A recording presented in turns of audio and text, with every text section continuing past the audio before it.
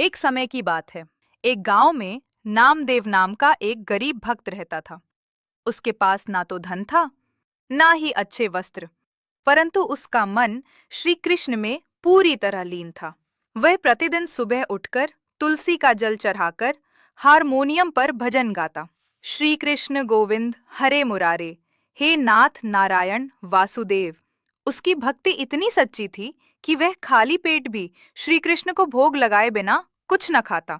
उसी राज्य के राजा को यह बात सुनने में आई कि एक निर्धन व्यक्ति भगवान को प्रत्यक्ष दर्शन कर चुका है।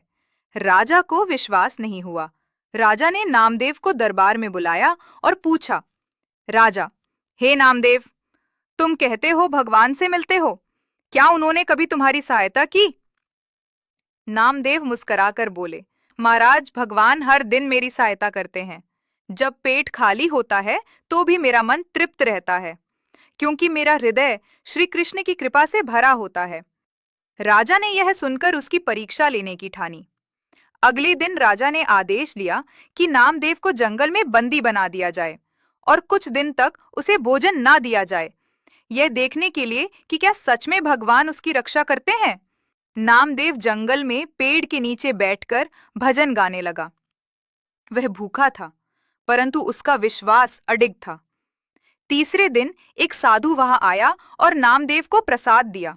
नामदेव ने पूछा, आप कौन हैं?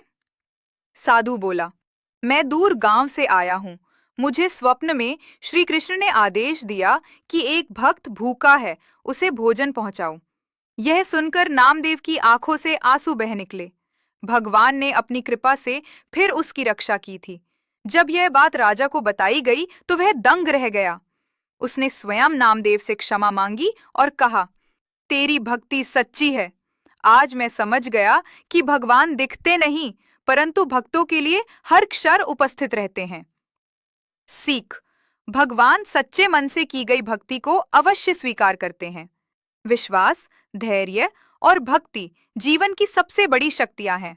कठिनाइयों में भी ईश्वर पर भरोसा रखें, वे किसी न किसी रूप में सहायता अवश्य करते हैं।